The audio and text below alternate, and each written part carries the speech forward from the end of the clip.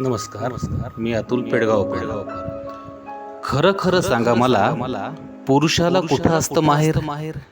की वर्षाकाठी तू मनातील दुःख ओकेल तिथे जाऊन बाहेर? कठोर हृदय म्हणून त्याचं अडवलं जातं डोळ्यातील पाणी. संवेदना जरी उभ्या ठाकल्या डोळ्यात तर म्हणलं जातं, काय रडतो बायावानी? मग तोही घेतो गेंड्याचं आवरण पांघरून आणि कोलू ओढण्याचा धरतो फेर. खरं सांगा मित्रांनो मला, पुरुषांना कुठं असतं माहेर? झाला कमवता एकदा की जबाबदारी पडते सारी. सुट्टीच्या दिवशी सुद्धा काम त्याच्या उभं असतं दारी.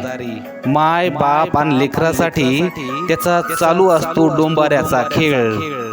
खरं सांगा मित्रांनो मला, पुरुषांना कुठं असतं माहेर? स्वप्नांना देऊन फासावर तो लेकरासाठी जगतो पहा.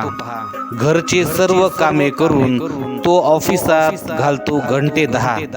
ऊन थंडी पाऊस वाऱ्यात त्याचा तोच नित्य खेळ. खरं सांगा मित्रांनो मला, पुरुषांना कुठं असतं माहेर? वाटतं कधीतरी ठेवून मांडीवर डोकं खूप रडावं. सोडून जबाबदाऱ्या कधीतरी मनासारखंच करावं. पण जात पुरुषाची ती होऊ देत नाही सैरभैर. मला खरं सांगा मित्रांनो, पुरुषांना कुठं असतं माहेर? काम करून महिन्याकाठी येतो पगार हाती जेव्हा, स्वतःसाठी राखून ठेवतो अकाउंटवर व तो किती तेव्हा. पत्नीसाठी साडी घेण्या कर्ज तो काढतो. माझे कपडे फाटतच नाहीत म्हणून वेळ मात्र मारतो. लग्न समारंभात तरी त्याला टोपीशिवाय कोण करतो आहेर?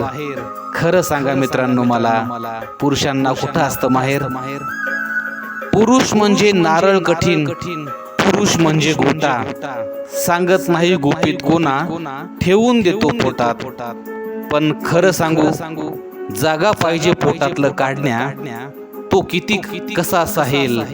खरं सांगा मित्रांनो मला, पुरुषांना कुठं असतं माहेर? की वर्षाकाठी मनातील दुःख ओकेल तिथं जाऊन तू बाहेर. खरं सांगा मित्रांनो मला, पुरुषांना कुठं असतं माहेर? नमस्कार. मी अतुल पेडगावकर. खरं सांगा मला, पुरुषाला